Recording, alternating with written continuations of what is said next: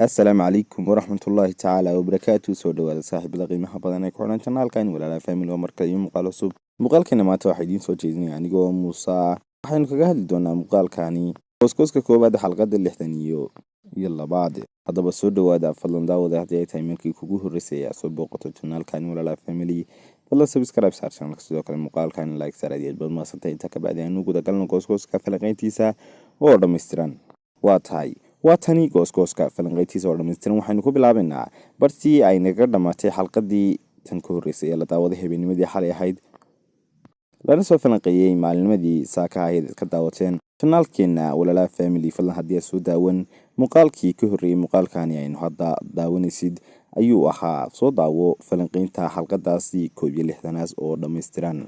waxayna ku bilaabanaysaa goosku wadaadii sifgii lagu magacaabi jiray oo la hadlaysa Cumar dabcan Aasiya ayaan ka wadaa. waxayna dhahaysaa Cumar waxba uma sheegayno si uu farxadiisa u sii wato oo dabcan uma sheegayno in ninkan lagu magacaabo Axmed Yilmaz uu yahay aabihii oo xataa waxa uu ku sigtay in uu ogaado Cumar in uu yahay ninkani Axmed Yilmaz lagu magacaabo aabihii oo xalqadii dhaweyd waati xataa inta uu Suusan tago ka dhahayay ninkaasi Axmed Yilmaz lagu magacaabo ma aabahayba iyadana ay ka soo oranaysay ninkani aabaha ma aha.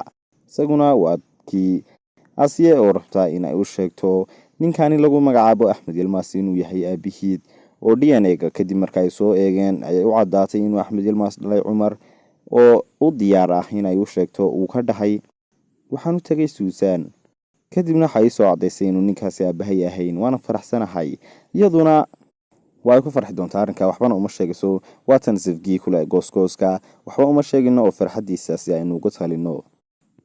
kadib waxaynu arkaynaa in ay heshiinayaan xalqada soo socota oo inoo cadaanaysa inay heshiinayaan gabadha lagu magacaabo Suusan iyo waliba wiilka Cumar lagu magacaabo. sidoo kale Suusan ayaa ka dhaxlaysa gooska waxayna leedahay waan ku faraxsanahay caawa cashada in aynu ku heshiinayno oo aynu labadeenu ku wada fadhino goobtaani dabcan maqaayadani waxay yimaadeen maqaayad ay ku heshiinayaan dabcan oo la inagu tusayo. haddaba xalqada soo socota waxaa lagu tilmaami karaa xalqad ay isku imanayaan lamaanayaasha dhammaan dadkii kala maqnaa oo xataa waxaynu arkaynaa in ay beerki iyo waliba sidoo kale gabadha lagu magacaabo IBK ay kulmayaan oo dib isugu soo laabanayaan.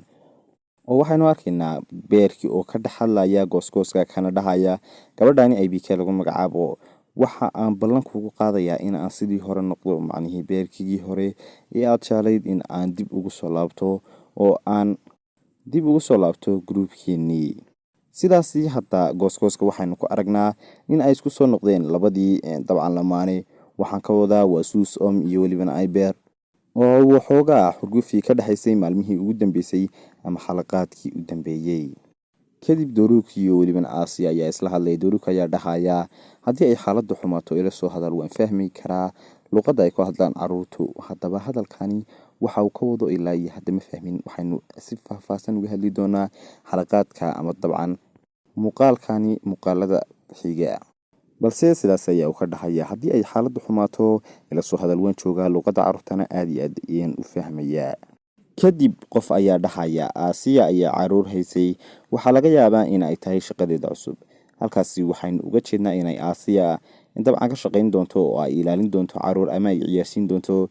waana ka uu Doruuk ka leeyahay ila soo hadal haddii ay xaaladdu xumaato waana qaanaa sida caruurta loola dhaqmo ama loo ilaaliyo. oo xataa gooska waxaynu ku dhex arkaynaa iyaga oo baashaalaya oo ku dhex ciyaaraya gooska caruurtana la baashaalaya. dhanka kale waxaa hadlaya ninka lagu magacaabo Sarbi waxaanu dhahayaa waxay gaadhay waqtigeeni ama xilligeeni. hadalkaasina waxa uu ka wado dabcan lama sheegi karo sababtoo ah isla markiiba waa la dhaafiyay oo muuqaal kale ayaa lagu soo gudbay oo Sarbi markii yarid waa la dhaafiyay. macnaha waxa uu ka wadana ilaa iyo hataa ma cadda balse muuqaalada xiga ayaanu idin la wadaagi doonaa. dhanka kale waxaynu arkaynaa islaantii lagu magacaabi jiray Suusan oo la hadlaysa Nabhad waxayna dhahaysaa istaga fogow ninkaasi lagu magacaabo Axmed Yilmaz waa khiyaanoole aniga ayuu hadda ka hor soo khiyaamay dabcan mana ogolaanayo inuu adiga ku khiyaamo fadlan isaga fogow ayaan ku oran lahaa ayay ka dhahaysaa islaantan lagu magacaabo Suusan. dhanka kale waxaynu arkaynaa Sarbi ayaa hadlaya waxauna dhahayaa gabadha ciyaartan darteed miyay u sameyn rabtaa waxaani waxaa laga yaabaa inuu la hadlayo Yasmiin maadaama oo Aasiya iyo Yasmiin ay wada ciyaarayeen ama ay wada ciyaarayeen shaxda. Dabcan waxaana suurtagal ah inuu la hadlayo gabadhani Yasmiin lagu magacaabo oo uu ka dhahayo gabadhani dabcan ciyaartani darteed miyay u sameyn rabtaa waxaani hadda meesha ka dhacaya.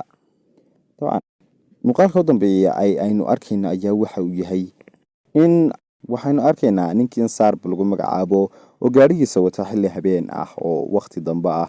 Dabcan ciyaal yarna ay ku ciyaarayaan meesha oo ay wataan gabadh yar baaskiilad ay wadato. gabadhaas yarna waxay aad ugu egtahay gabadha email lagu magacaabo. Dabcan wayna noqon kartaa balse si faahfaahsan ilaa iyo hadda laguma fiirsan gabadhani, balse waxaan u maleeyay in ay tahay gabadha email lagu magacaabo. alxaasil waa gabadh yar oo da'daasi email iyo leeg. kadib gaariga ayaa uu ku dardari doonaa, waxaana uu ku dhawaaqi doonaa hadal ah iska ilaali, oo waxa uu sheegi doonaa wiil garab fadhiya. hadalkani uu ka odhan doonaa Sarb iska ilaali, kadibna waaba uu jiirsiin doonaa. halkaasi ayaana uu kusoo gabagaboobi doonaa. dabcan muuqaalka u dambeeya ayaa uu yahay dhanka kale daawade.